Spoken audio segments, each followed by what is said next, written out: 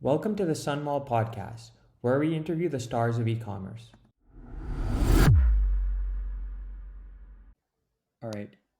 Today, we're really excited to have Jamie Fay of Rationale Brewing.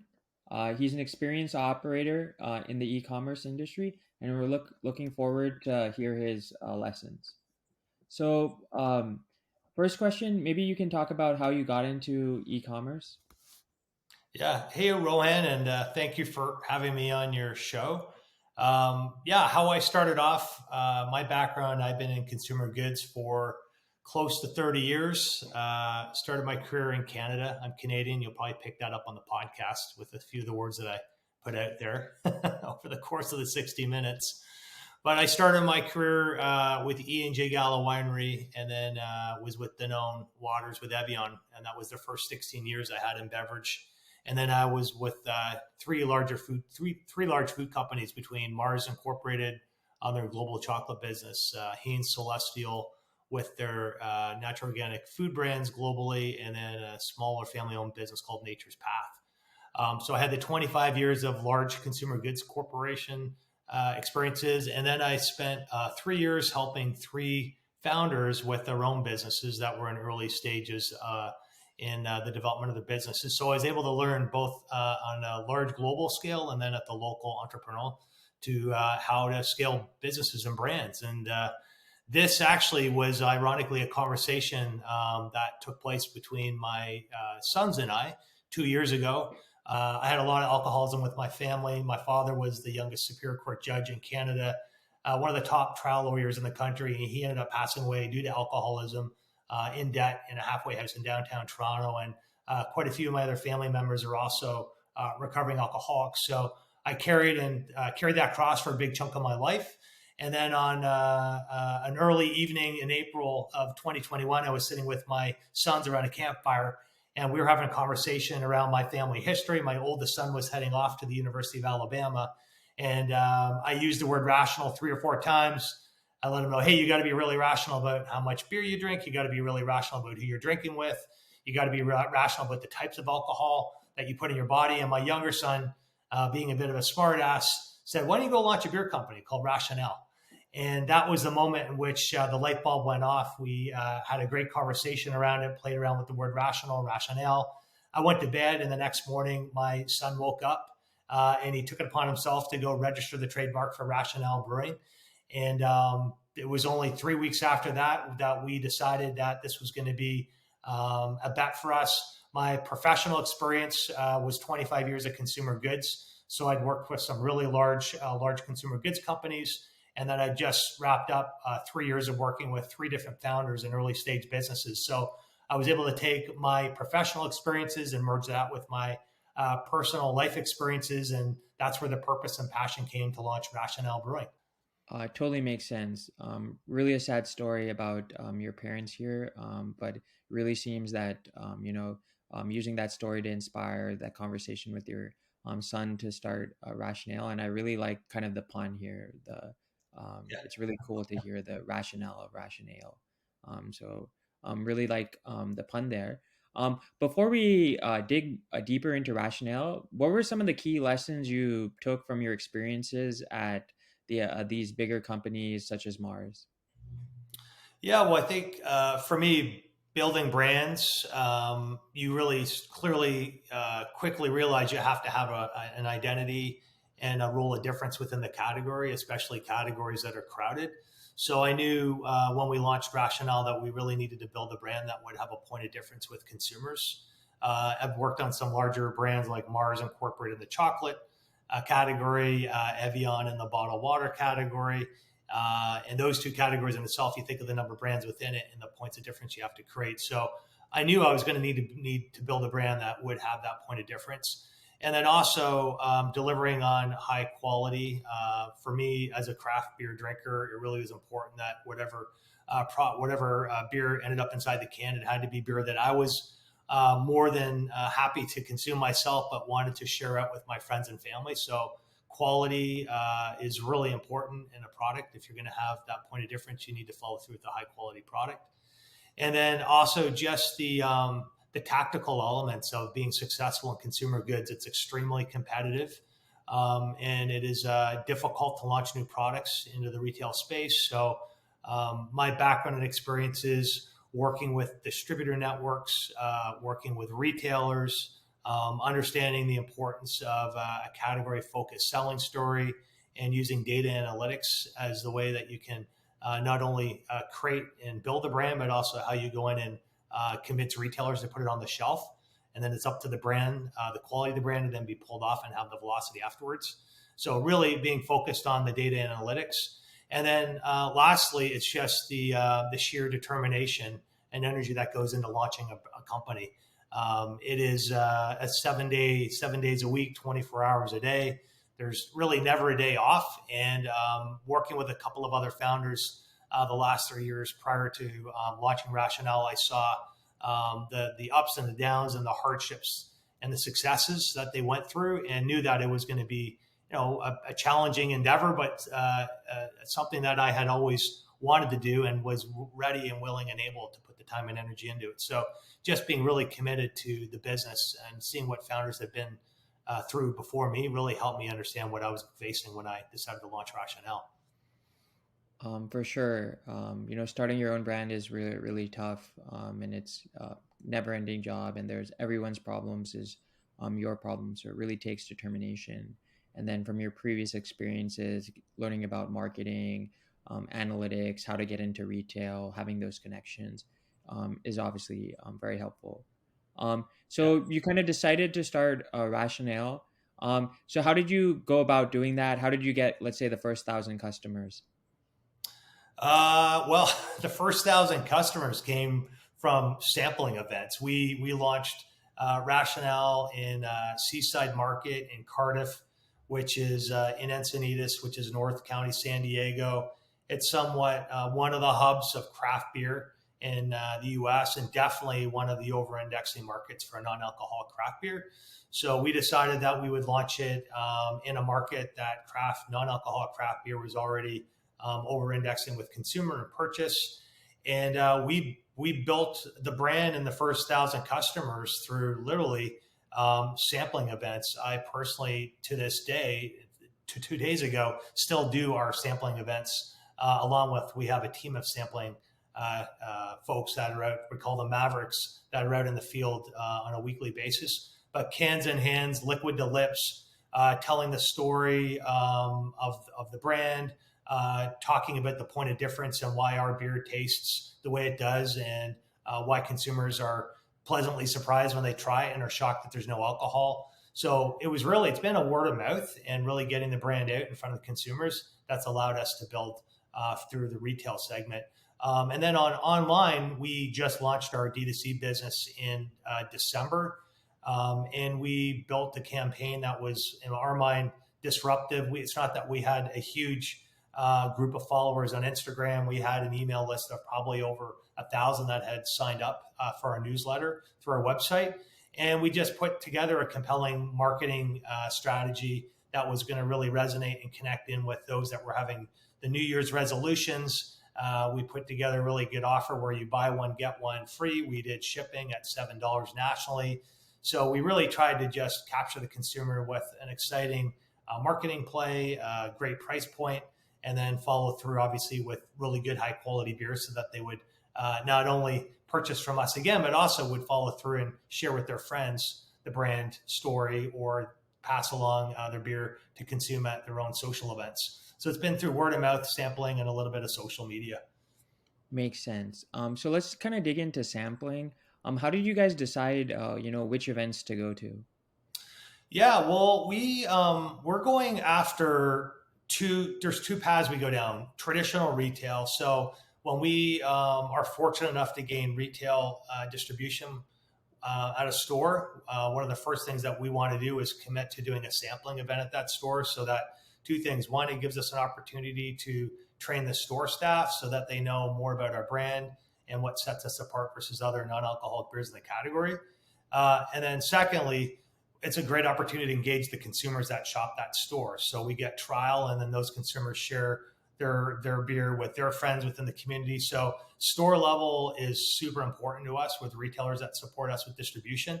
And then outside of retail, we choose events that we know consumers are actually looking for moderation with alcohol. So a great example is the Beach Life Festival that happens in Redondo Beach.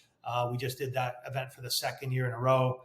There's over 50,000 attendees. It's music, it's fun, it's alcohol, it's dancing, it's hot. And our brand is all about moderation and inclusion. And for those that are out that want to have some alcoholic beverages but are looking to take a break, and instead of drinking a bottle of water or having a carbonated soft drink or maybe another non-alcoholic beverage, they can actually have a non-alcoholic beer. So we're wanting to be where consumers are naturally looking to find ways to moderate, but still consume alcohol. We really are going after the restaurants and the bars where we know we can have high trial. And I'd say lastly, the one area we would spend an over-indexing of time is just feet on the street and handing out cans in random places like beaches where naturally alcohol consumption is taking place, or at events where traditional alcohol can't be served, but non-alcoholic beverages can, and we'll also want to be there. So we really are trying to meet the consumer needs on what they're looking for and trying to find a replacement at the time with a non-alcoholic beverage.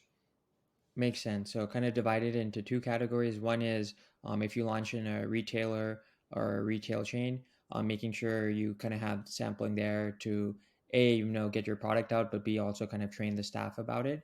And then the second thing is going to events where people might want a non-alcoholic option like that beach event you were mentioning. So Yep. those are kind of the two ways there. Are there any kind of tips? I think you alluded to this earlier in the conversation about how to get into these retailers. Yeah, well, I think first and foremost, it goes back to the reason why what we did when we launched the brand is really understanding the category. And launching a brand in the category, you need to know what your role will be in the category to drive category growth or profitability, and then what's your point of difference. So, anytime you approach a retailer, you really should have done your homework to understand the category, even if it's walking into the store and taking a look at their shelf sets or looking at their cold vault and understanding who's in those sets today and know the role that you could play as a brand to help that retailer drive incremental profit, drive incremental revenue, and more importantly, drive incremental consumers into their store, help bring more consumers into the store because they carry your product. So I think that's super important. Along with you want to make sure that from a distribution standpoint, you can deliver on the demand and you also have a means to be able to get to their store. So with retailers, there's specific distributors that will distribute into these retail shops. Some distributors are harder to get into than others. The beer distributor network is definitely a challenge. It took us well over a year, almost a year and a half, to garner attention from some of the larger mainstream beer distributors. So we actually had to do self distribution through pickups, trucks, rental cars. We had friends and neighbors delivering beer. We ended up partnering with a really great local distributor called High Touch in Southern California that got us to market into some of the regional grocery chains. So our route to market was also another defining path towards the retailers that we chose. But it all starts with the brand and the role that you have in the category, and then everything else will sort of fall into place after that. Makes sense. So I think two things. One is obviously you have to deliver it either through the distributors, but if it's, you're not at the scale or you're working through that process, then figuring out how you can deliver to the stores. And then the second thing is you have to think about it through the store's shoes. Like, how are you helping them? How are you driving traffic to the store? How are you increasing revenue?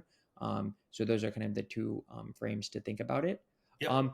Other than sampling, are there any kind of types of marketing you do to drive, awareness about your brand in the store? Yeah, and also anything you do additionally other than sampling to educate the store employees. Yeah, well, sampling for sure is the biggest vehicle to create brand awareness in store. It also educates the employees on your product. But then separately, creating awareness is difficult when a consumer walks up to the shelf. So packaging is really important. You want to make sure you have a really strong brand on shelf that it stands out versus the competition. So we've spent a lot of time working on our packaging, making sure that it resonates. The shopper has a split second as they scan the shelf to make a decision on what they're going to pick up.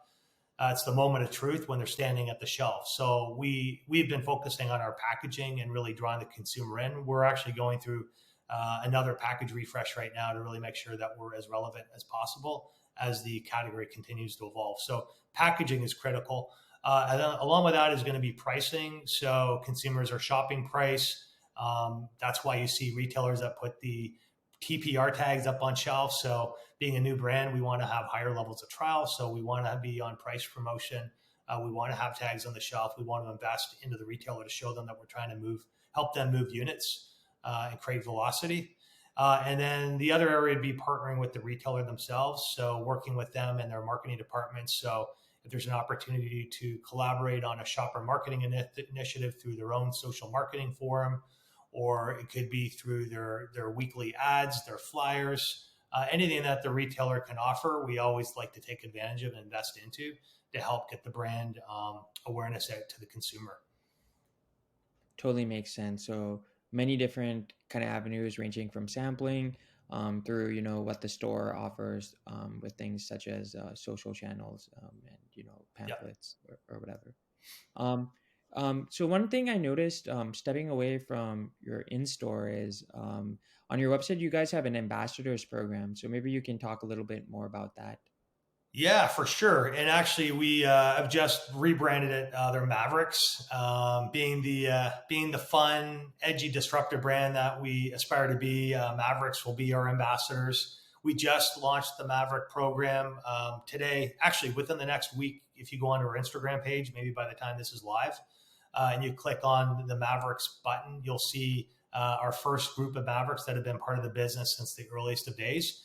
And our Mavericks are there to really spread the message within their community, whatever that community looks like, to help share the inclusive approach that we're taking to building our brand. Our brand isn't necessarily geared towards the wellness platform.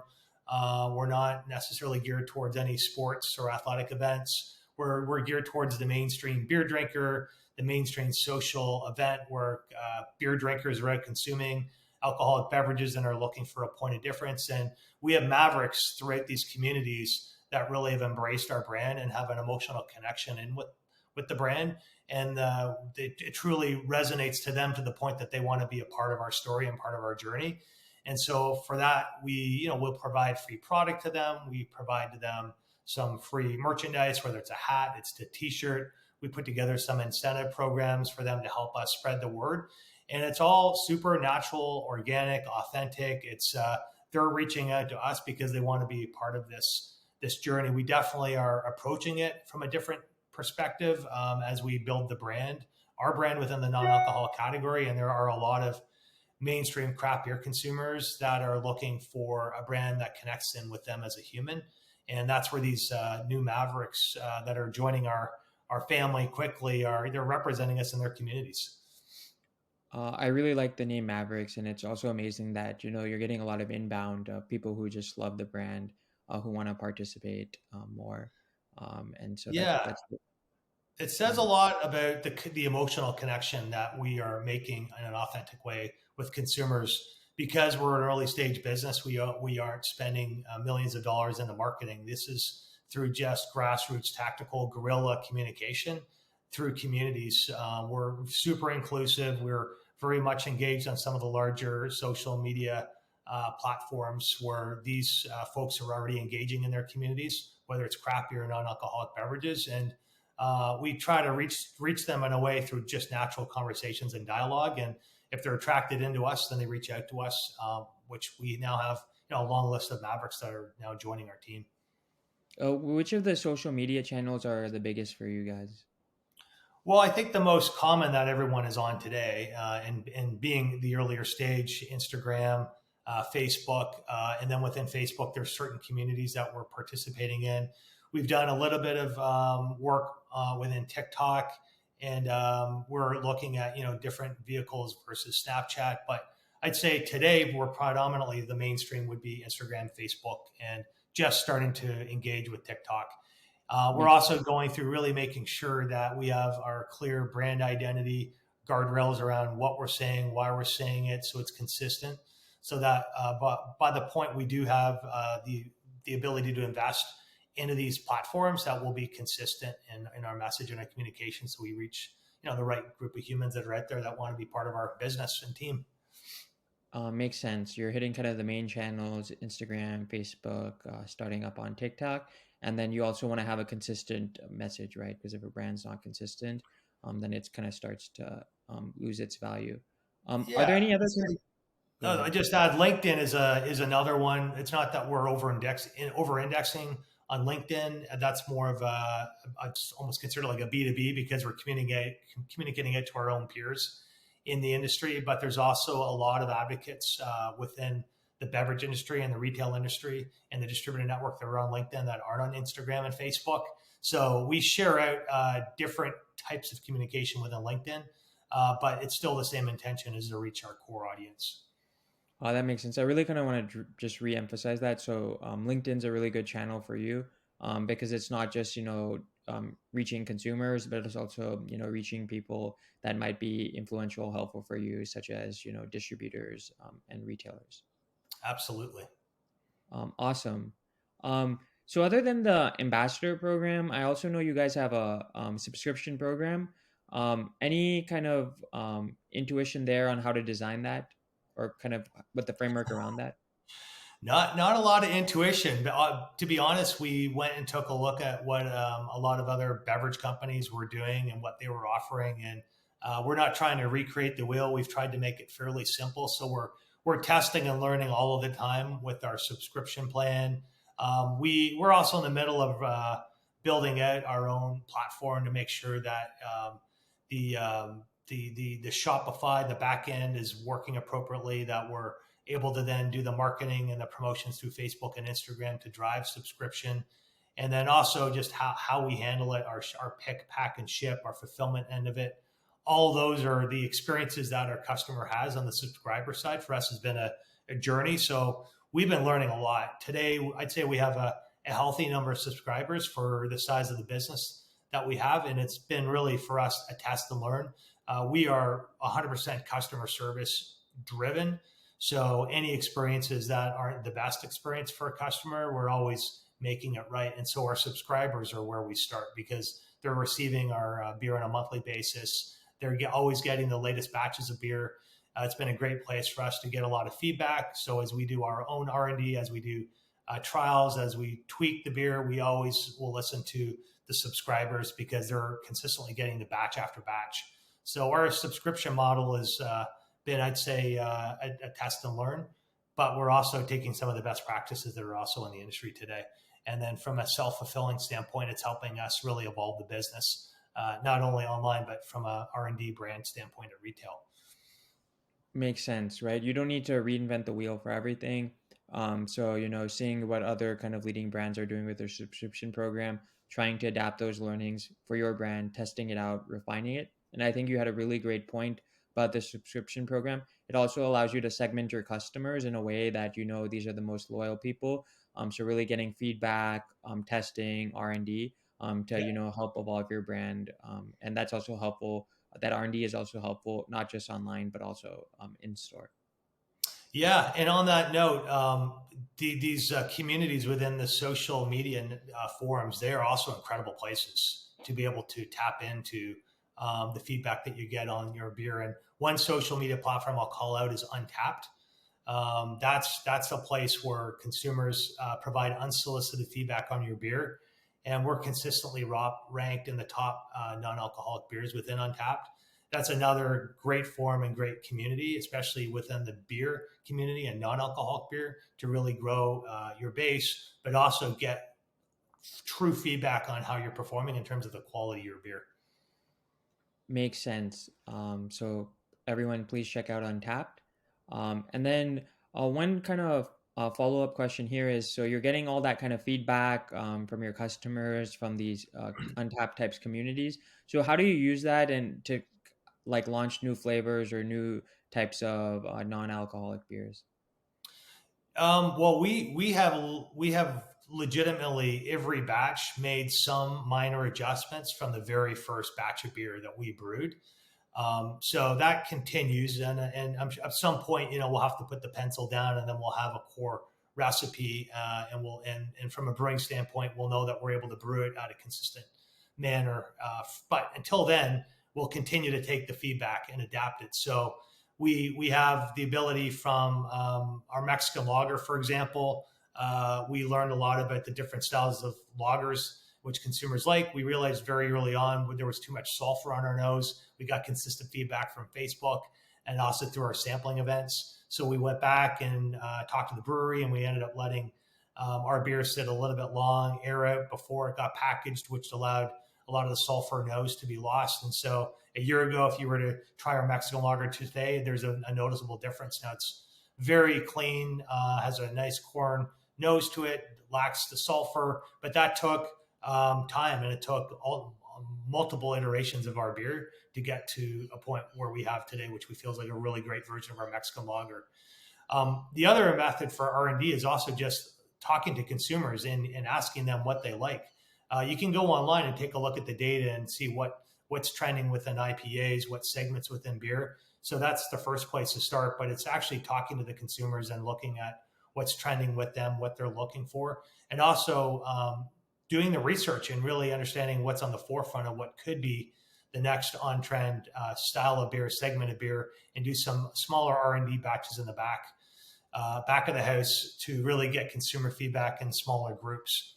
So the R&D has been a critical piece of scaling the business. We launched our very first SKU, which was a citrus hazy IPA. And within the matter of 6 months, we were able to have 4 SKUs on shelf, and it was all driven by the consumer feedback that we'd received. Awesome. I think one thing to really highlight there is it's not just launching new products. That's not how you do R&D, but it seems like for some of the flavors, every week you would get feedback and constantly iterating on your existing products to also make those better and better. Yeah. So stepping back a little more, kind of longer term view, what is kind of your big focus for the next 3 to 6 months? Yeah, our big focus the next 3 to 6 months is actually focusing on the markets that we're in today. We've spent a lot of time building out our distribution platform on the West Coast. So today we're in Colorado, Nevada, Arizona, California, and Oregon. Those are critical must-win markets for us. Our competitors, 40% of their business is on the West Coast. So we know where they are, and we really want to help over-index and drive the category and the category growth, and we have a role within the category.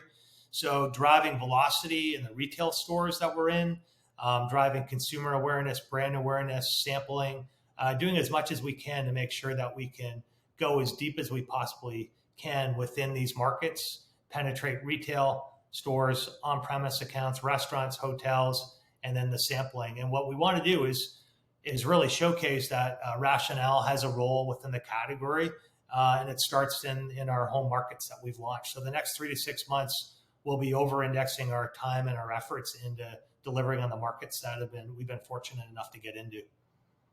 Makes sense. So really kind of focusing, not going after that shiny new thing, but really focusing on the existing markets and making sure you excel in those. Exactly. And if you were to ask me what the next 6 to 12 months look like after that, we've already started to move into our phase 2 of our strategic market execution plan. So there are a couple of new markets that we've entered over the past 30 to 60 days, and those also will become must-win markets for us. So you'll see over the course of the next year just an over-indexing of time and energy to build the brand out in these strategic markets across the U.S. Makes sense. And then just stepping back from Rationale, just any kind of trends in e-commerce overall you're excited about, or just commerce in general? Well, I'd say that I'd say the trend that is most interesting, and I wouldn't say exciting, is trying to understand how to make direct to consumer profitable on packaged goods such as cans, because it costs a lot to ship a product like 6 packs of beer around the country. So candidly, I'm really looking towards what is going to be what's the most efficient model in which you can still deliver on getting consumers the product they want to their doorstep, and still do it in a way that they're excited about the price point that they pay, along with also making it sustainable for the brewery, being ourselves, because we have a high demand across the U.S. And for us, what I'm most excited about is finding how we can scale this D2C business in a profitable way and in a sustainable way that can be a long-term part of our business. And that's something that we're working on right now due to the demand that we have. Makes sense. You guys have a lot of this demand, but if you compare it to shipping with distributors where they can batch everything to a store or something, when you're sending these cans, they weigh something. So really figuring out how you can do shipping to all these individual consumers in a sustainable way. Yeah. So Um, what I'm excited about is finding a way to make that a win-win and it's profitable and scalable and sustainable. do you want to comment about the overall non-alcoholic beer segment? I will tell you the consumer right now is gravitating towards 50 to 75% consumers. 50 to 75% consumers are drinking less alcohol or cutting alcohol completely, and they're looking for alternatives. So it's a really exciting time to be a brand within the non-alcoholic beer category. If you take a look at the number of brands that have entered the space over the last 18 to 24 months, and the amount of energy that's being put into building really good quality craft products.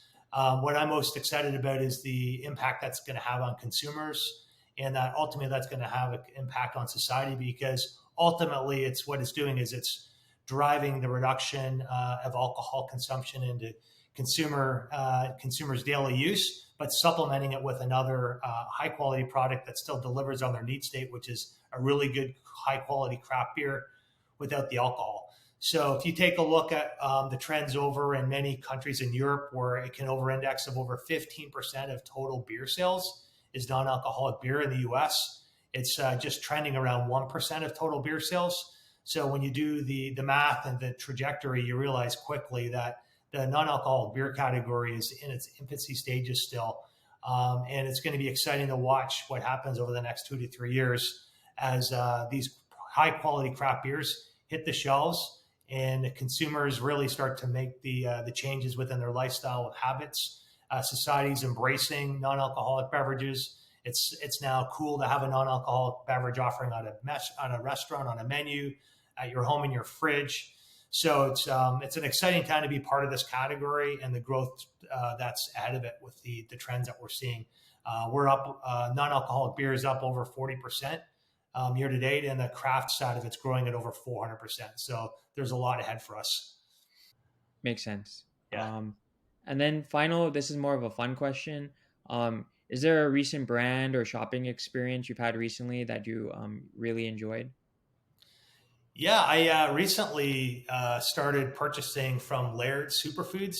They're a brand that I've had a lot of respect for. They have done some great work over the course of the last 2 or 3 years. I started off enjoying their superfood creamers, and then they've just recently scaled into some superfoods with their greens, and then they now have bars.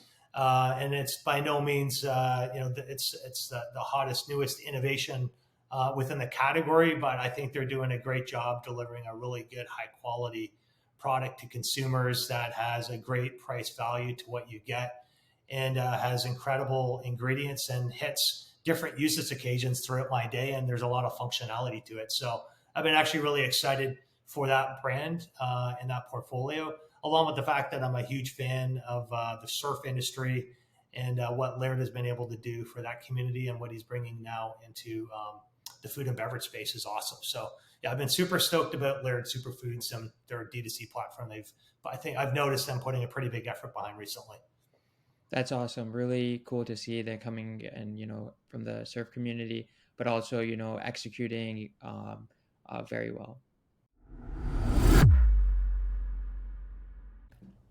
Thanks for listening to this episode of the Sun Mall Podcast. Please make sure to subscribe.